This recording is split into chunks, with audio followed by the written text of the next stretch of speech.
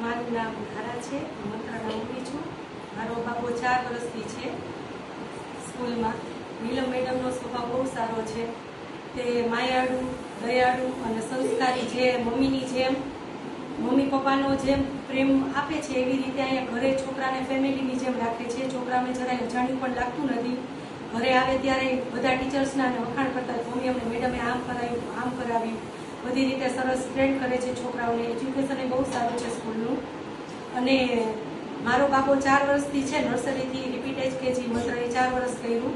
તો એનામાં સ્વભાવમાં, બોલચાલમાં, પછી જમવામાં, બધી રીતે ઘણો બધો ફેરફાર કર્યો છે. મેડમને હું થોડાક દિવસે ફોન કરીને પૂછતી હોઉં કે મેડમ કાંઈ આ છે મંત્રમાં ખામી, તો જરાક તમે ધ્યાન આપજો.